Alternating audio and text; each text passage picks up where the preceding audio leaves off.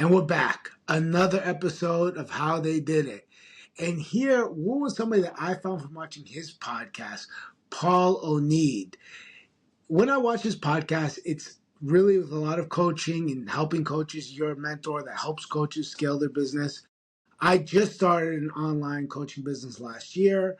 So I was constantly looking through podcasts, trying to get information. And I saw a few of your podcasts, and I never had seen a podcast that was honestly what it preached. It was so open, so transparent, wasn't vague, very clear cut information with the coaches. There was no veil behind it. So I was like, this guy's awesome. Really liked it. Really love the guests you bring on too.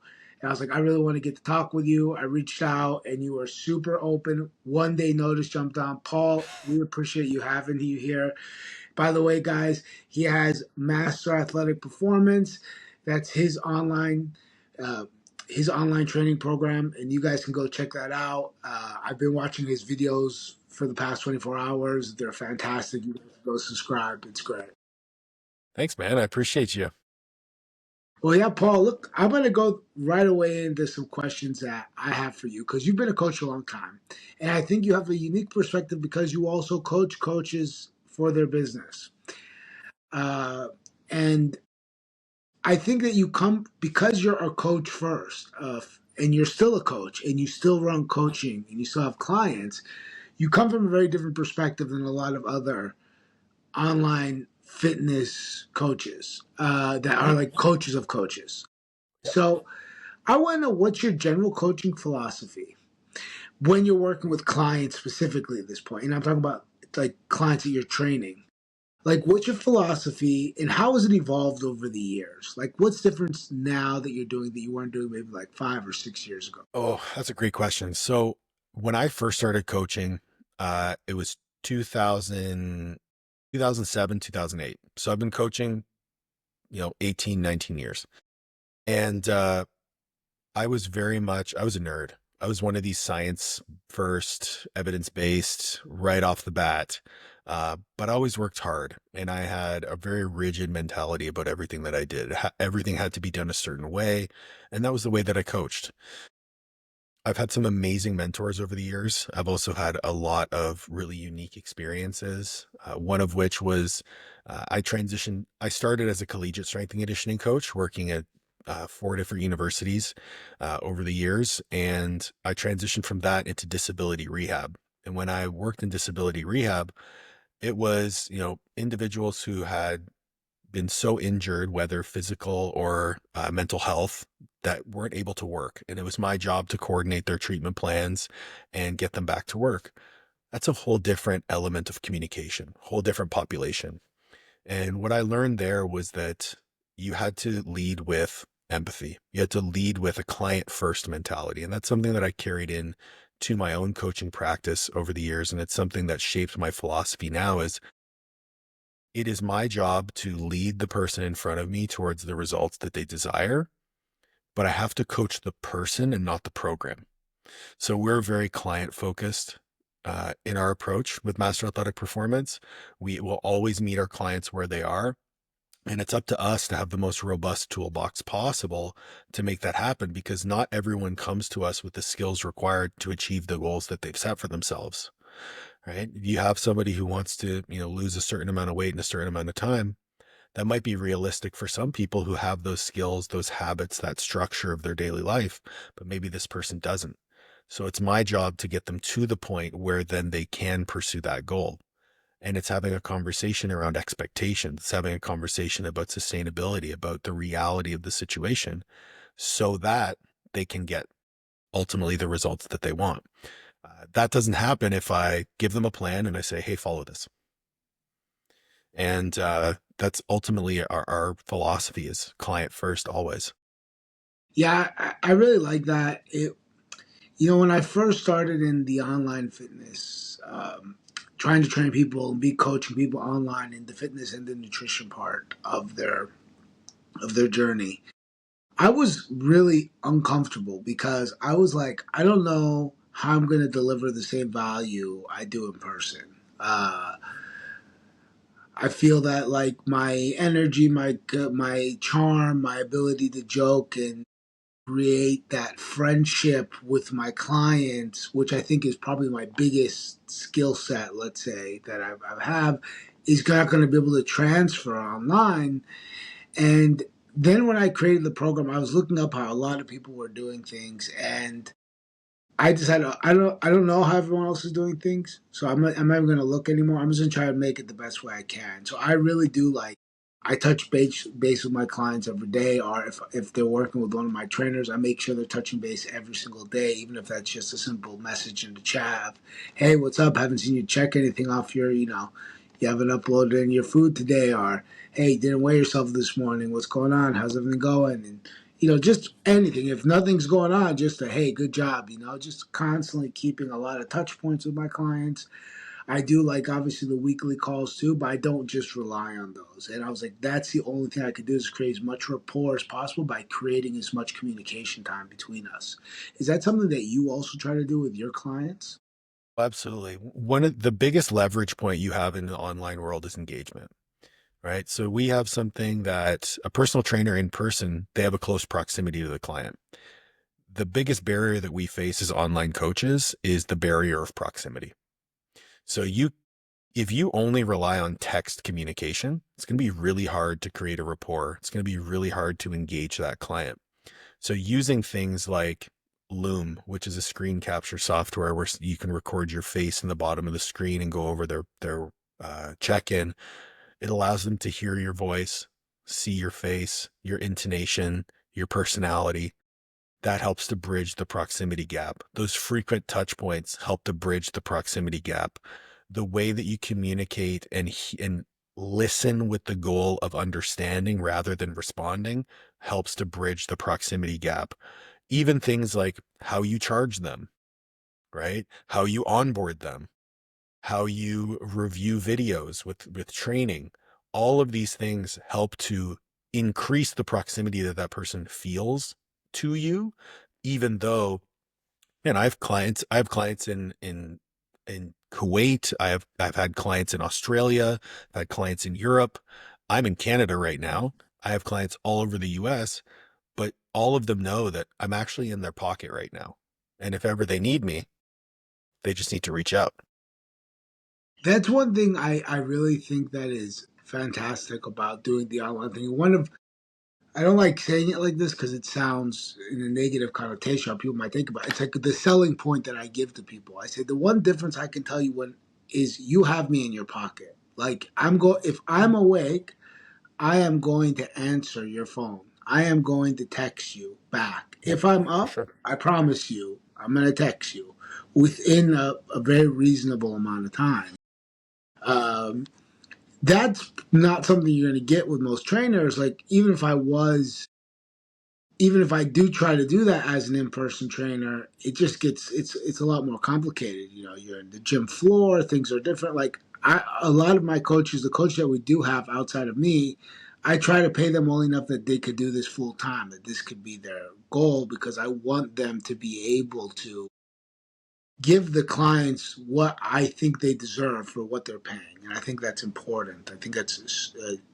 I always say I'd rather sacrifice short term profits to be able to give my clients a super high end experience and truly get them results because I feel like your reputation is the only thing you have going for you. Absolutely. Not to mention that you're going to get a ton of referrals. So it's free marketing. And at the end of the day, we do have to understand the trade-offs, right? So if you're providing a high level of service and a lot of touch points, your time per client per month is going to be higher, which means that you cannot handle a large roster of clients, right? So whenever I hear someone say, oh, I have 120 clients, you probably have 120 people that you write programs for or you give macros to, but you're not really going to coach them. That's a lot of clients. That's a lot of communication. That's a lot of relationships to manage. So when you're leading with a client first attitude, well, yeah, you're going to have to charge a higher price point because you're providing more service. But then you also have to look at what type of service aligns with your core values. I just had this conversation with a mentee of mine. He attended a fitness conference this past week where people were bragging about how much money they made or how many clients they had. And I said, yeah, for sure. You can own a business where you have a ton of clients, and you can own a business where you make a ton of money per month. But does that coaching practice match with your core values? And he was like, yeah, but they're so successful. And I said, but that depends on how you define success. To me, the definition of success has to align with my core values. And then my business is just the vehicle for which I apply my core values to achieve success. So if you look at it within that framework, your business can be whatever you want as long as it aligns with your core values and is leading you towards your definition of success. I don't want a business where I quote unquote coach 120 people, because that doesn't align with my core values of connection and impact. That's just a money making endeavor. And that's not why I got into coaching to begin with. Yeah, I mean, and it makes perfect sense. And I do think, and obviously I hope that, that these things you could do both. You could have a very connective relationship with coaching, and you could build a business that is like that thriving business and make a lot of money doing it at the same time. Dude, I make more money than I ever thought I could possibly make in health and fitness. So my first full-time dream job, I had spent the last 4 years in grad school working as an assistant strength and conditioning coach at 3 different universities. And I was offered the head strength and conditioning job at the biggest university in Canada. You know what I got paid? $53,000 a year to work over 100 hours a week. I've made more than that in a month, and I have never compromised my core values. I have never compromised the service that I provide to my clients. And guess what? Our business is thriving and it continues to grow. And I'm so grateful that we have a team of 7 coaches who all have the same core values as I do, because truly we wouldn't be able to do what we do without that team. Yeah, that's something I wanted to talk with you about. I think there's two questions here I have. One, I'm curious what your answer is here, because I do see a lot of coaches that have some success in the coaching field, and then they start becoming an online mentor to other coaches and training them. Uh, that's the first part of my question. I want to ask this: why is that? Like, one, why, most important, why did you do it? Because obviously you can't answer for other people. Was it a matter of more opportunity business wise, or was it just that you felt that you had more to offer and you could do it? What was the reasoning behind it? It's a good question. Truth be told, the reason I started my online mentorship was because people were asking me for it. I had 2 to 3 people come to me like, hey, I really like the way you do things. I want to learn how to do them the way that you do. Do you mentor? I was like, I mean, informally, I've been mentoring coaches forever, but I've never actually had a product where I did it. So I said, sure, come on board. We'll do it. And I said, we'll just have a call every week and we'll go from there. And that's how the mentorship started. And then it grew into, I have an education platform now where I post 1 lecture a month and have office hours. I also have a group mentorship that I run where, we meet once a week, a group of anywhere between 11 to 21 people a week, depending on who's able to attend that week. And it's fucking awesome. It's a great hour. We discuss everything related to coaching.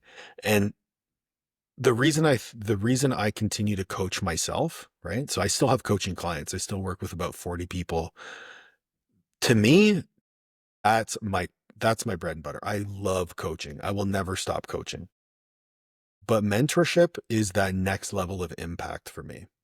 So the way I define success for myself is on the positive impact that I can leave on the world. So if I make an impact on one client and help them achieve a goal or help them push to a level of personal growth that they've never achieved before, to me, that's a phenomenal impact. But if I impact a coach and I help them build a business that does that for their 20, 30, 40, 50 clients, now my one point of impact just had 50 hits. So I see it as the mentorship scales my ability to impact the industry. And I do things a little bit differently, right? So like I don't push marketing very hard. You're not going to see me selling in my DMs and doing all this stuff. Most of my business is built off of referrals. And that's because of the high quality of service that I provide. I also don't promise my mentees that they're going to be making $10,000 a month right off the bat. I don't say, I'll work with you until you sign your first 5 clients, because ultimately I'm providing a service that is based on slow, sustainable, value-based growth. That's not fancy. That's not sexy. And it's not for everybody. So I've kept my mentorship relatively small. I've only been doing it formally for about 2 years, but we've had just shy of, I think we've had 49 coaches go through the mentorship now. And each one of them I can say is truly special and is doing things the right way. And for me, that aligns with my core values and my definition of success. So I'm a happy guy, man. Like Yeah, it sounds great. And I'm curious, has anyone from your mentorship, you ended up taking them on as a coach in your other business? Because it seems like that one. could be like, yeah. Yeah, one I did. Her name is Carly. Her and her former partner did the mentorship together as a group because they had their own coaching company. They parted ways, and Carly reached out to me and was wondering about continuing the mentorship. She's here in Canada and an amazing coach. She's actually a physiotherapist as well as a strength coach. And I asked her, I was like, would you be interested in coming on? We have a need on the team for your expertise. And yeah, she came on. Most of the coaches that I bring on with the mentorship want to build their own businesses. And when you're looking to hire coaches to be part of your team, it would behoove you to not take on a coach as a assistant to you or as a part of your team who wants their own business, because eventually they will leave. So the coaches that work with us are coaches that love coaching, have no desire to own their own businesses, want the back end stuff, the website, the infrastructure, all that stuff taken care of for them, and they just want to coach clients. So we let them do that. And we've got, dude, our team right now, we just added a new coach. We've got, my wife's an IFBB pro. We've got Jaden, who's an IFBB pro. We've got Amber, who will probably be an IFBB pro. We've got a physiotherapist. We have Francesco, who's been a nutrition coach for just as long as I have. And then we've got Nat, who's a British Army veteran and a phenomenal powerlifting coach. Like we've got some studs on our team. And I'm not gonna mess with that to bring someone on that doesn't fit the mold. You know what I mean? Slow, sustainable, value-based growth is what I'm after. I think that makes perfect sense. And it makes sense from the standpoint too that the people that come to your mentorship, they want to build they have that entrepreneurial bug, and that doesn't Exactly. Yeah. always go away. It's hard to go away. Like I remember once when I started with my clients that I have now. So I'm an independent contractor. The clients that I travel with, Mhm. I have my own company, and so they contract me out. So I'm not employed by them. And at some point, they saw I was starting the online business as well, and they were like, "Why are you doing this? Like we know we pay you a lot of money. There's why are you doing this? You need more money? Is like what's?" And I said, "It's in my head. I can't help it. It's like I'll go to sleep at night and I'll be thinking, and if I don't itch that itch, I'll go crazy. I just can't do it. It's not controllables. I know it doesn't make sense. My life is already difficult enough. I'm on 300 days a year in different countries. I travel, maybe like 70 flights a year or something like that. Like I'm constantly on the road, but I can't not do it. I can't just let loose, and I'm not going to be able to sleep at night if I don't scratch the itch. So I had to do something. So I think people Sure. that have it, they have that. They can't help themselves. Yeah. I mean, I do a lot of different things. So you could say that I have the entrepreneurial bug. I mean, I coach my clients. I have my mentorship. I also have the education website. Um, so I like to do a lot of different things, but at the core, I'm just a coach. Right? At the core, I'm just, whether I'm coaching clients or I'm coaching other coaches or I'm educating, it's all coaching. Um, I also have gotten to a point now where I understand what my desired workload is. And I know that I don't like running around. I don't like being unorganized. I'm as type A as they come. So, when you said, "Hey, do you have time on Friday?" I was like, I know I have time on Friday because I've budgeted to have time on Friday for stuff like this if it ever comes up. But if it didn't come up, guess what? I'm going back to coaching. I've got some client DMs I've got to answer, some videos to review, and all that good stuff. That's really interesting. I am ADD to the maximum. I think I'm ADD on super speed.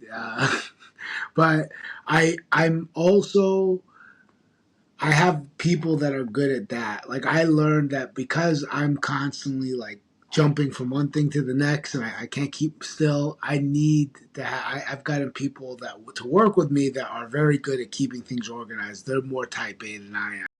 I'm a bulldog, and if you put me in a general direction, I'm going that direction, no matter what's in front of me. But if my brain's all over the place, That's funny.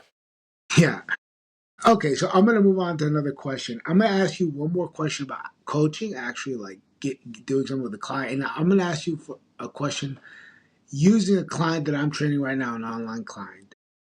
I'm struggling with, and I like doing this when I bring people on the podcast sometimes because I get really unique perspectives, and you guys are obviously great coaches. That's why I invite you guys onto the podcast. And I'm curious your take on this situation. I'm obviously going to leave the client's name out of the description. So he's one of my clients, a very successful guy, smart guy. He has very particular eating habits. So he's not vegan or vegetarian exactly, but he mostly is. But he'll eat some steak, and now he started adding some more fish into his diet. So there was a little complications early on when we first started. Was trying to get his protein up. He doesn't like any supplementations at all. It's a little peculiar. He doesn't like. He's very like anti all medications. He kind of has a fear of medications and doctors. He leans conspiratorial on these things. It Trying to get his protein up was a bit of a problem. He loves working out, but his exercise that he loves to do is like boxing, jujitsu, kickboxing, and he has a physical therapist that he works with because he had an injured back a long time ago that has him do, I guess you'd call it like functional training. I guess that's like the methodology. Really, what it is like very light kettlebell work, very light battle ropes, still very similar. But you do combat circuit training type exercises for How the old is most he? part. He is 37 years old. Okay, my age. Okay. Yeah, he's 37. He's the same as me. I'm 38. He's 37 years old. He When we started, he was about 260 pounds. I estimated his body fat around somewhere around 32%. Tall guy. We started out we cut his calories back a bit, which I slowly taught him, how to count macros. Every single day he would send me what he ate. I would kind of correct and do it. I had him send me pictures of his food, so we kind of built this relationship so he understood. But because he's kind of an obsessive guy, he fell into the tracking a lot, like to the point that it's like he wouldn't go out and eat if he didn't track. And then we lost probably like 30 something pounds, and then he hit this plateau. So now he hit 227 at its lowest, and he just can't keep his calories down. And he can, but he says he can't. So every day he sends me, I ate 30 gummy bears. Like he counts it, but he's like gummy bears, potato chips, ice cream, 6 pounds of tofu. It's like like the amount he eats like insane amounts of food, crazy amount of snacking. I've tried a bunch of methods with him. I tried to say, hey, Laby, we should try to restrict your time, the amount of time you eat. So we'll do some intermittent fasting, just as a way to control your calories, because he says once I start eating, I can't stop. Okay, why don't we try that? It kind of worked for a little bit, then it went off. We've tried like having more high volume, more satiety. He's really struggled. The snacks still would get. He still would go end up getting the snacks. At some point, I was like, listen, maybe we should start adding some hypertrophy work into your training program because let's try to build some muscle. Maybe you're struggling to keep under your 3,000 calories. Try to at least eat those 3,000 calories. Try to get a little bit better ratios of protein, and let's just try to build some muscle twice a week. I'm not saying for you to cut out the rest of your work. His physical therapist told him he's going to get injured and that he's going to get sore and not be able to box. I don't want to get involved in that. That's a whole other story. Why So don't you I'm want to kind get of involved in lost. that? I tried to talk to him about this. He was very like passionate. Like this woman saved my life, and I can't not trust anything she says. Basically, to the point that there was no way for me to communicate. I sent studies over. I offered to have a conversation with me, him, and her, just so I can explain my reasoning. And I showed him study because he's like, "Oh, I do weightlifting with her," and I He explained. wouldn't he wouldn't allow you to have a three-way conversation between you She three? didn't want to. She didn't want to have a conversation with me. Really? Yeah. Okay. So I was kind of like, I'm feel kind of handcuffed at this point. I really want to help the guy. He doesn't want to stop. He wants me to work with him, but I really am. I feel like I'm out of options. It's a crazy situation. I don't know what to do. Well, give me your advice. So the first thing that I do with clients, regardless of what their goals are, is look at things with an abundance mindset. So rather than look at what I could take away, I look at what I could add. So if the goal is to continue to lose body fat, adding protein for sure, I would challenge him a little bit. Like if he's unwilling to take supplements, but he's willing to eat 6 pounds of tofu, that's a bit of a challenging belief to hold. So I would push back a little bit. I would leverage our relationship in that regard to, point him in the right direction. So I would focus on, okay, what foods are you willing to eat? What foods you're not willing to eat? And then I would coach him on how to include more of those foods. And it could just be increasing portion sizes rather than just eating more meals or whatever it might be. The next is, what are the things I could add to his protocol that would by byproduct increase calorie expenditure?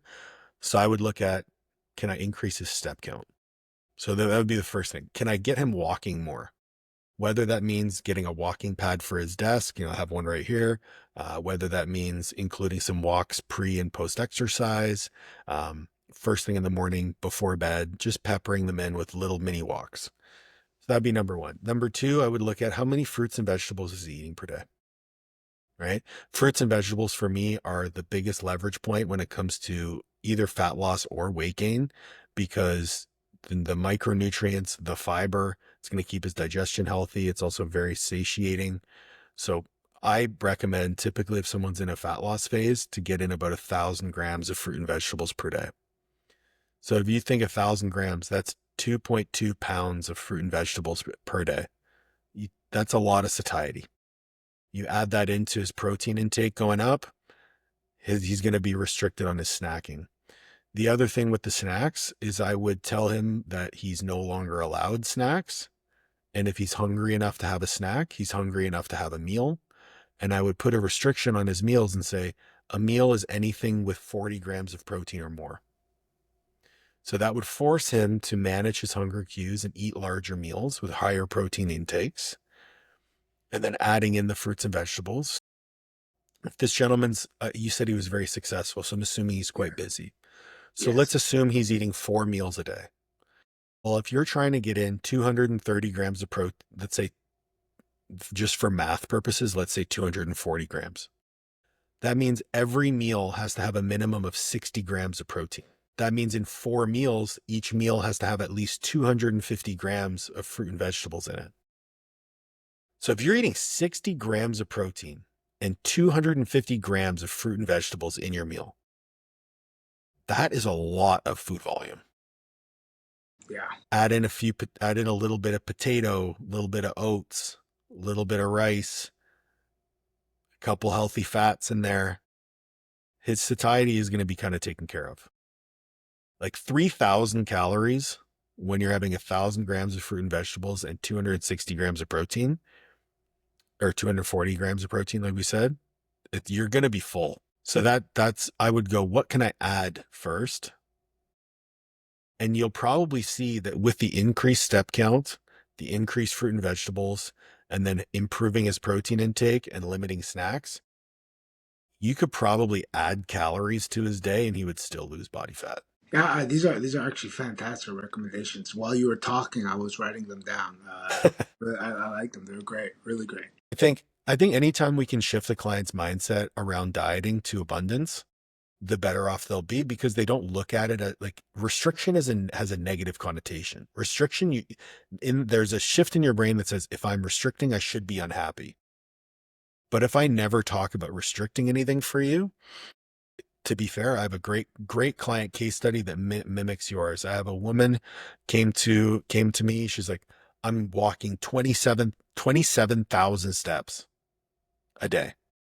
She does yoga or Pilates 5 times a week. She can't lose weight. She's like, I was eating one factor meal per day, so 700 calories a day. And she was just unable to sustain it. She did it for 2 weeks. And I said, cool. I don't want you to change anything with your exercise. Don't want you to change anything with your steps. All I want you to do is hit this much protein and eat this many fruits and vegetables per day. And she's like, what about my calories? I said, you eat whatever calories you want, but there's no snacking. Each meal has to have a certain amount of protein. You have to hit your vegetable goal for the day. Without fail, every week she's down 2 pounds. And this is a woman who is eating one meal a day, trying to starve herself. The body and the mind are so interconnected that you cannot attack one without attacking the other. So if we put a more positive spin on what we're doing and frame it around abundance, there's a shift in your mindset that kind of frees you up and decreases that stress response. Add into that the fiber, the micronutrients, the high protein, the high movement. You're going to lose body fat. Yeah, yeah, that is fantastic advice. Honestly, great stuff. I've been coaching people for 15 years now, on and off. A lot of them professional athletes, and I just feel like I became a better coach from listening to that. So thank you so much. I appreciate it. You're too kind, man. I'm saying this facts. I'm just saying facts. I don't blow smoke. All right. So I want to go a little bit into the business stuff because I know a lot of people know you for that. I'm gonna jump in. I'm gonna have a couple questions, and I'm interested. We're gonna make this the Tony podcast about me from now on. All right. So Sure. I want to ask a question. When I started into online fitness, I got a lot of advice. The first thing I did before I started, a friend of mine had, I guess like you call it a business coach, right? It was kind of a general business coach. He really praised this guy to me. I said, okay, I got with him. It cost me a lot of money. I Of course didn't it did. feel the value was there for the amount of money I spent. Every one of the things he was like, you got to find an avatar. You got to find like your ICP basically. Mhm. I like this a lot as an idea. Can you explain to me, if I was your student, how would you find my avatar? What's like the process you do to find this out? So if someone's already a coach and has some clients, it becomes a lot easier because you say, who's your best client? That's your ideal client avatar. Or if the person doesn't have any clients, you kind of frame it as, if you could build a client in a lab, what qualities would they have? One of the things that we're doing currently as a business, we're doing a lot of brand strategy because we want to build the brand as a whole as opposed to showcasing the individual coaches. And so we went through and audited our 5 best clients, the clients that most heavily benefited from our services, the ones who were the most bought in, the most adherent, and got the best results. And we built this ideal client avatar for Master Athletic Performance based on those people. So that's a fantastic exercise to do. And you can do that by simply interviewing these people. Like, hey, I'd like to hop on a call with you. I love working with you. I'd love to work with more people like you. I want to dive into a little bit more about you, and just interview them. Ask them about what their likes and dislikes are, what they enjoy about coaching, what they wish would change, what barriers that they face, what emotions they were feeling when they chose to reach out to a coach, why they chose you over somebody else. And you can get a lot of really valuable information about who it is that you relate to best, what problems that you want to solve the most, and what your superpower as a coach is.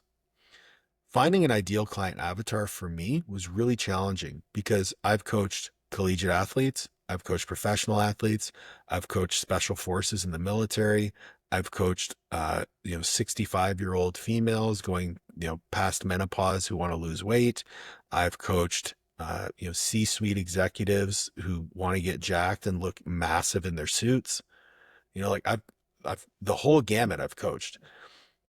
But what I realized was my ideal client had nothing to do with the demographic, had nothing to do with uh, the geographic, it had everything to do with the psychographic, had everything to do with what's between the ears. So the clients that we coach are clients that view training and nutrition as a vehicle for personal development. So the clients that are the best for us are the ones who are most heavily invested in their own personal development. So a lot of the content that we post, a lot of the newsletters that we send, they're all heavily focused on personal development and using training and nutrition as a vehicle. And we got to that point by doing an audit. If you've never coached anybody before, I like the idea of an ideal client avatar, but I don't think it holds water in practice, because if you've never coached anybody before, I don't think you know what your superpowers are yet. I don't think you know what problems you enjoy solving or what unique skill set that you have. You kind of have to just coach as many people as possible. So start talking about the things that you find interesting. Start putting out content that you have a high degree of confidence in your ability to communicate, and see who starts coming, see who starts knocking on your door. And then as you develop a roster of unique individuals, start to look at the commonalities amongst them. Most of the time, it'll probably be exactly who you thought it would be. But going through the exercise, you may get surprised. I like this, and I'm going to kind of take it a step further from here, from maybe a little more tactical. So let's say you're starting out your personal training and you don't have a network to reach out to start getting clients. When I started online, my first client I got, my very first client, was a connection from a gym at a place I was a coach. So kind of like, hey, I'm online. The coach that was there at the gym was like, oh, Tony's online now. Great. I want to go to Tony for nutrition. Now he's available. Awesome. I don't have to be here. That was an easy first pick for me. I didn't have to. It wasn't about. I started posting online. I wasn't getting anything online, but my social media following actually dropped when I started posting more about fitness because people that followed me, yeah, Yeah. everyone was like, "What are you talking?" Like people followed me because of like they knew me from fighting because I was a UFC fighter, so they knew me as Tony the Fighter. And when they saw my lifestyle, it was like part of it, like, oh yeah, he's a fighter and now he's traveling around the world, whatever. I didn't post like, oh, this is my client working out or this and that, except for rarities, personal life posts mostly. When I Mm, started posting about fitness, I lost a bunch of followers. A bunch of people were like, "Meh, I'm out of here." that's okay. Yeah, and I was kind of like, yeah, that's what's going to happen. I at least had a network though to start building clients, to start getting some people in the door. Don't get me wrong, I wasn't, raking in money at that point. I had another job, full time job, but I hired people, so there was some pressure to keep things moving forward. But how do you do it if you don't? And like you're trying to find your ideal, you're trying to market to people, you're trying to find a client that works for you. You don't really have a social media following, or not a big one at least. What's your first steps? How are you jumping out the gate? How is day one, Tony, coming out the gate here? So the first thing that I have all of my clients do, regardless if they have a large social media following or whether they don't, is to go into their Gmail and download all of their email address contacts and email every single one of them. Every single person. If you went to the vet, email your vet, tell your vet that you have an online coaching business now. And what you're going to do is you're going to personally reach out to every single one of those people. Now, do I think that my vet is going to hire me as their coach? Probably not. But maybe that vet has a friend. And if I provide enough email or enough value in that email, that that vet's friend might benefit from it, that vet is going to tell their friend. So I look at the initial, the way that you're going to build your business online is that you need to get people in the door. And the way that you get people in the door is that you reach out to the people that you know, friends, family, colleagues, former coworkers, people at your gym, because obviously you're training, you're out in public. You're going to tell your barista at Starbucks when she asks you how your day is going, you're going to tell her you're having a great day because you're building your online business. She's going to ask you what your online business is, and you're going to tell her you're an online coach, right? So every interaction that you have, every hand you shake, every post you comment on social media, every person that you meet in your day-to-day life, they need to know that you are an online coach and that you help people with a certain problem. That is the way that you're going to build your business initially. You cannot be worried about the ask, because ultimately every single one of those personal reach outs is you asking for help to sign your client. And that's how most of us start, right? Like I would also say that if you've never personal trained before and you want to get into online coaching, you're skipping a step, because if you've never coached anyone in person, you're missing a massive skill set that's going to benefit you online. I truly believe that. I think you have to earn your keep a little bit here. Going to work at a commercial gym, you're going to learn how to sell. You're going to learn how to talk to people. You're going to learn how to coach people in real time. And then all of that skill set is going to transfer into the online space. Not to mention you just built a network of individuals who know you, like you, and trust you. Yeah, I think that I happen to agree with this a lot. Like I never jumped online before now because I was basically always training people in person, and I'm a little bit behind in the times as far as technology goes. I was like I was like, yeah, whatever, that kind of stuff. I'll train this guy here, and to me, talking to people was comfortable. Like, it was never an issue because, when I had my jujitsu gym, I had to go up to people and be, hey, oh, you want to come train jiu-jitsu? Come on, jump on the mats. Come on, take your shoes off. Not in your jeans. Come on, get on here. Come on, let me show you. Let me show you how to do a rear naked choke. And then if I didn't do that, I'm going out of business in a few weeks. Like, Yeah, that's exactly. you have to do that, and to go online and to send somebody a message, it's like, I mean, it's a little bit like whatever, but there's no hesitation because you don't even have to there's no reason to be nervous. You're not even going to see the person. Right. It's the easiest thing ever. Exactly. That was so. You said something earlier that I kind of caught and I wrote it down and I was like, I want to come back to this. Maybe I heard you wrong, so I want you, if I'm wrong, please correct me. You said that, like, you're not sending out. You're getting most your clients are all from referrals. Is that you? Did you start that way? Like, right away, you had a bunch of referrals from past clients, and that's how you started. Then it just grew off of referrals, or did you do the DMs? Like, were you reaching out to people, warm So outreaches? the only DMs that I send people, um, are when a new follower follows me. I have a little text expander app, and it says, hey, thanks for the follow. My only goal with my channel is to add value. So if I can help you in any way, let me know. That's the only time I send cold DMs, is if I get a new follower, I send them that message. Okay. The only reason you didn't get one is because you had already sent me a message. um, so I personally started my business online while I was coaching in college, because I just had athletes who left for the summer that needed programs, or who graduated and needed programs. So I started coaching athletes, and then they would refer their friends. Then after I left collegiate athletics and I formally started Master Athletic Performance, I was competing in powerlifting at the time. And during those years, 2014, 2015, 2016, I was ranked in the top 10 all time in two different weight classes at the same time. So I was one of the best in the world. So then I started having a lot of powerlifters reach out to me for programming and coaching. And then obviously, because I had my collegiate background, I coached a lot differently than other powerlifting coaches. So that caught a lot of attention. And truth be told, I never marketed my services until about 2021.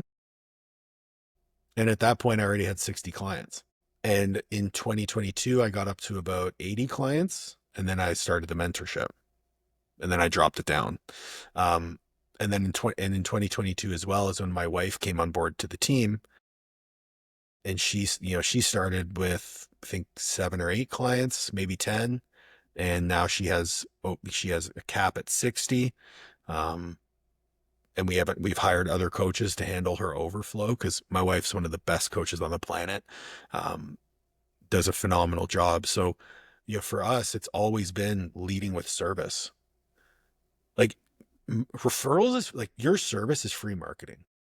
And I get a bit passionate when I talk about referrals, because if you're not getting referrals, you suck.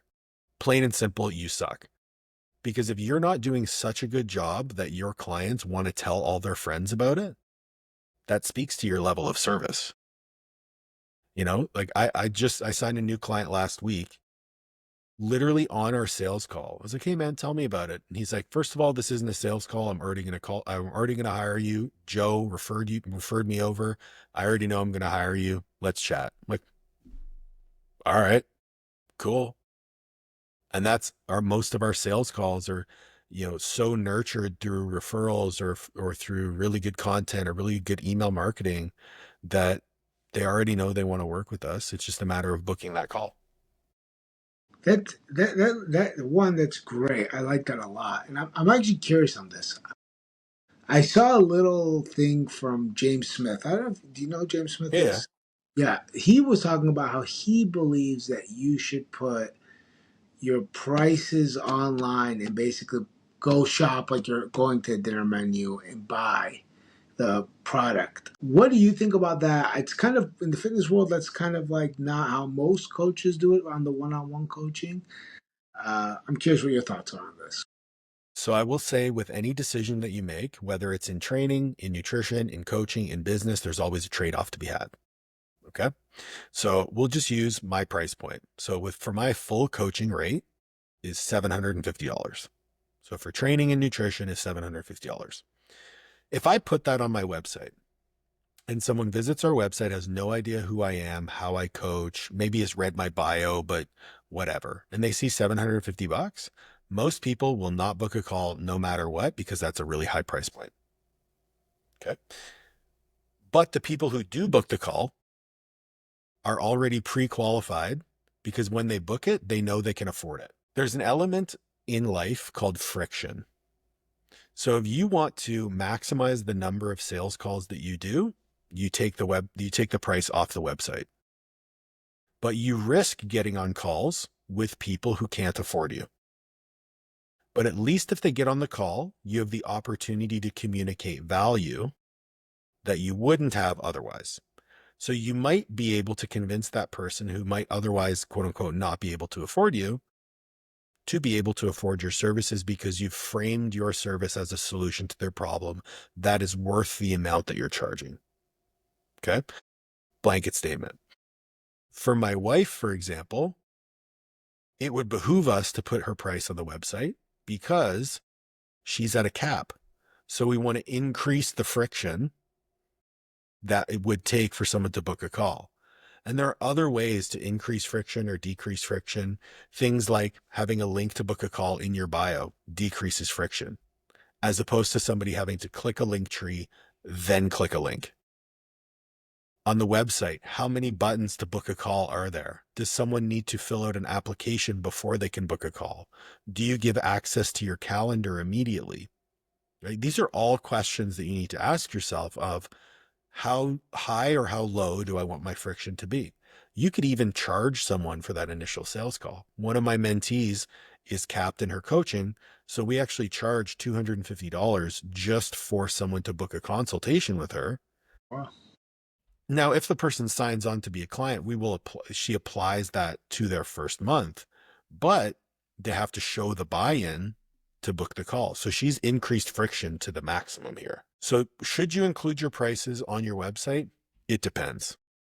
Personally, I choose not to, because I know that I can communicate value to somebody in a way that will make them say yes to the price, even though it might sting a little bit more. I'm very honest with people when we're on the call. I say, if you're interviewing multiple coaches to work with you, I guarantee I'm going to be the most expensive one. Yeah. Especially in the powerlifting, bodybuilding, athletic training space, there's not many coaches charging $750 a month. There's also not many coaches who've been doing it for 20 years and have, the results and the track record that I do and the education.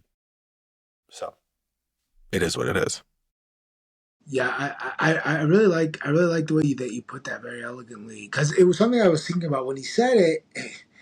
I kind of I kind of felt like, oh well, maybe I'm doing this wrong, so I don't put the prices in mind. And my reasoning, I thought about it in a much less elegant way than you did, but my reasoning behind it was that basically that I was like, I know I could tell somebody. A lot of the people that come to me because of my fighting background are fighters.